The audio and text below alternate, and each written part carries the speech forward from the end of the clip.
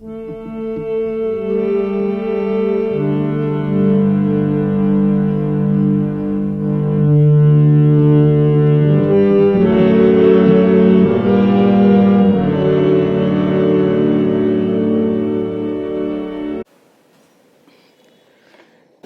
అంటేనే భగవంతునితో సంయోగం. ఇది అందరికీ తెలిసిన విషయమే. యోగం గురించి అందరిచ్చే నిర్వచనం.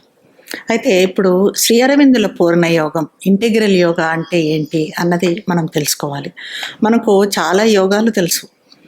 హఠయోగము, రాజయోగము, కర్మయోగము, జ్ఞానయోగము, భక్తి యోగము, ఇవన్నీ తెలుసు. అయితే శ్రీ అరవిందుల పూర్ణ యోగం ఏంటంటే, ఈ యోగాలన్నీ ముగిసే చోట శ్రీ అరవిందుల పూర్ణ యోగం మొదలవుతుంది. ఈ యోగాలన్నింటినీ కలుపుకొని ముందుకు సాగుతుంది. అంటే ఇందులో హఠయోగం ఉంటుంది, రాజయోగం ఉంటుంది, తంత్రం ఉంటుంది, కర్మయోగం ఉంటుంది, జ్ఞానయోగం ఉంటుంది, భక్తి యోగం ఉంటుంది. ఈ యోగాలన్నింటినీ కలుపుకొని పూర్ణయోగం అయ్యింది. ఇప్పుడు ఉదాహరణకి మనం హఠయోగం తీసుకుంటే, హఠయోగంలో ప్రాణాయామ సాధనలు చేస్తారు, శరీరంతో ఆసనాలు చేస్తారు. ఈ రకంగా చేస్తూ శరీరంలో ఉన్న దివ్య చైతన్యాన్ని మేలు కొలపటానికి మన కుండలిని మేలుకొని ఆ చక్రాల గుండా పైకి ప్రయాణం చేయటానికి సాధన చేస్తారు. ఇది హఠయోగంలో జరిగే సాధన. ఎందుకంటే మనకి ఈ మన శరీరంలో దివ్య చైతన్యం అనేది, డివైన్ కాన్షియస్నెస్ అన్నది ఉంది. దాన్ని ఎలా మేలుకొలపాలి అంటే ఈ రకమైన సాధనలతో మేలుకొల్పుతారు. ఇంకా తర్వాత రాజయోగం తీసుకున్నామంటే, రాజయోగంలో మనసుతో చేసే సాధన ఉంటుంది. ఆ మనసుతో చేసే సాధన ఏంటి? మన మేధను పెంచుకోవటం, అంటే పుస్తకాలు చదవటం ద్వారా కానీ, ధ్యానం ద్వారా కానీ, ఇంకా అలాగే దీంట్లో రాజయోగంలో భాగంగా అష్టాంగ యోగం అంటారు. యమ నియమ ఆసన ప్రాణాయామ ప్రత్యాహార ధ్యానాదులు ఇవన్నీ కూడా ఇది రాజయోగం అంటారు. ఈ రాజయోగము ఇంకా తర్వాత కర్మయోగం అంటే చేసే పనిని ఫలితం ఆశించకుండా నిష్కామ కర్మ. మనకు భగవద్గీతలో చెప్పినట్టుగా నిష్కామ కర్మ చేయడం, ఫలితం ఆశించకుండా చేయటము, అహంకారం లేకుండా చేయటము, చేసే పనిని పర్ఫెక్ట్గా చేయటము. అంటే భగవద్గీతలో మనకు తెలిసినంత వరకు కర్మ అంటే నిష్కామ కర్మ వరకు అందరూ చెప్తారు. దీనికి ఎక్స్టెన్సివ్గా పూర్ణయోగంలో శ్రీ అరవిందులు దానికి ఇంకా ఎక్స్టెన్సివ్గా వివరిస్తారు. అది ఏమంటే, చేసే కర్మను మనము ఫలాపేక్ష లేకుండా చేయటమే కాదు, కోరిక లేకుండా చేయాలి. ఫలితం ఆశించకుండా చేయడమే కాకుండా కోరిక లేకుండా చేయాలి, స్వార్థం లేకుండా చేయాలి. ఇది నేను అన్నది అక్కడ అహంకారం కూడా లేకుండా చేయాలి. ఇలా అప్పుడే అది డివైన్ వర్క్, దివ్య కర్మ అనిపించుకుంటుంది అంటారు శ్రీ అరవిందులు. పర్ఫెక్ట్గా చేయాలి. ఎలా అంటే చేసే పనిని చాలా పర్ఫెక్ట్గా పరిపూర్ణంగా చేయాలి. ఈ రకంగా మనం పనులు చేసుకుంటూ పోయినప్పుడు ఈ కర్మయోగం అన్నది జ్ఞానయోగంలోకి వెళ్తుంది. అంటే దాని ద్వారా ఇలా పనులు పర్ఫెక్ట్గా చేయడం ద్వారా మనలోకి జ్ఞానం వస్తుంది, మనకు తెలుసుకుంటాం మనం. అంటే భగవంతుడికి సమర్పించుకుంటూ చేయటం ద్వారా అంతా భగవంతుడే అన్నది మనకు తెలుస్తుంది. అదే ఇప్పుడు మనకు పూర్ణయోగంలో కూడా ఈ సమర్పణ అన్నది చాలా ముఖ్యమైనది. సమర్పణ, శ్రీ అరవిందులు అంటారు, my yoga starts with surrender and ends with surrender and fills with surrender అంటారు. పూర్తిగా సరెండర్తోనే ఈ పూర్ణయోగం అన్నది ఉంటుంది. సో ఈ రకంగా మనకి కర్మయోగము, జ్ఞానయోగము, ఇందులో ఆ తర్వాత వచ్చేది భక్తి యోగము. ఈ రకంగా కర్మలు చేస్తూ జ్ఞానాన్ని పొందుతూ పోయే కొద్దీ, జ్ఞానం అంటే ఏంటి? మనం ఇప్పుడు బుక్స్ ద్వారా చదివి తెలుసుకునే ఈ టెక్నాలజీ ఈ జ్ఞానం కాదు.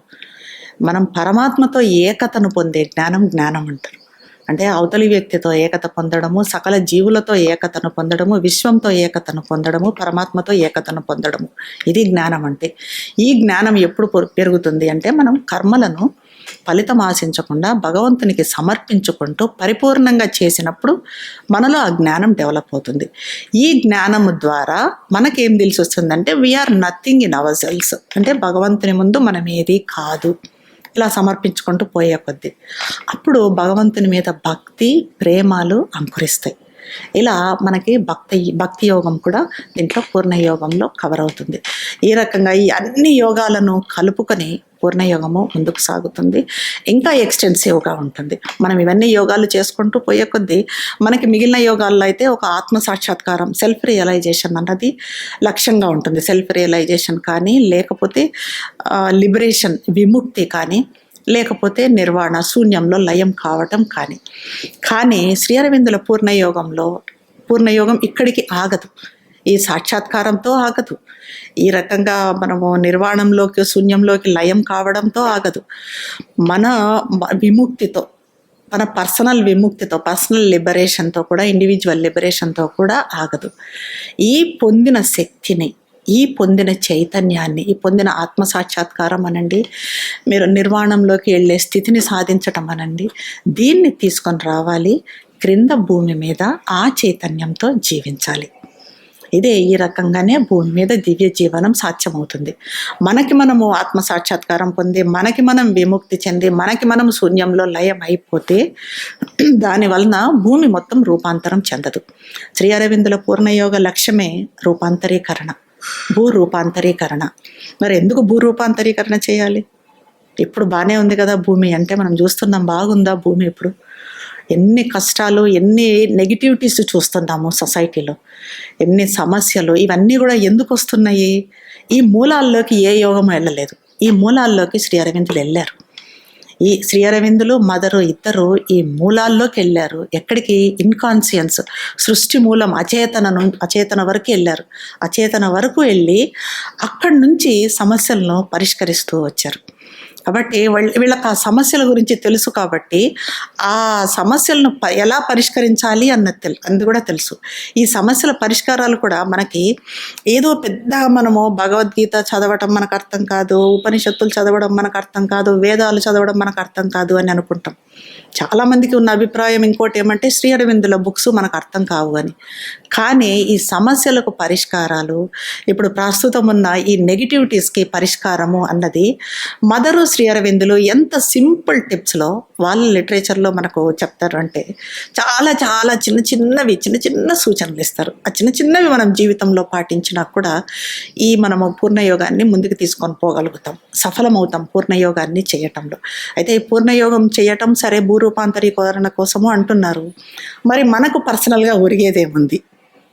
మనకేమి భూమి రూపాంతరం అయితే ఏంటి, లేకపోతే ఏంటి అని అంటే, ఇంకా మన లక్ష్యం, మన గమ్యం అది కాదు, మన పర్సనల్ కాదు. మన పర్సనల్ కూడా ఇందులో ఉంటుంది. మనం పర్సనల్గా కూడా మనము సంతోషంగా ఉండటము, సక్సెస్ కావటము, ఆటోమేటిక్గా ఈ సక్సెస్ అన్నది, ఎందుకంటే మదర్ సంకల్పంతో మన సంకల్పం విలీనం చేస్తాం కాబట్టి ఆటోమేటిక్గా మనకు సక్సెస్ అన్నది ఉంటుంది, అన్ని రకాలుగా ఉంటుంది సక్సెస్ అన్నది. అట్ ద సేమ్ టైమ్ మన గమ్యం, మన లక్ష్యం ఏంటి అంటే, భగవత్ లక్ష్యాన్ని మనము నెరవేర్చటం. భగవంతుని లక్ష్యం ఏంటి అంటే, ఆయన ఇక్కడ ప్రకటితం కావటము, ఆ దివ్యత్వాన్ని ఇక్కడ మనము మన ద్వారా ప్రకటించటము, అలా ప్రకటింపచేయడమే భగవంతుని సంకల్పం. అది నెరవేర్చడమే పూర్ణయోగ లక్ష్యం. ఇది పూర్ణయోగం.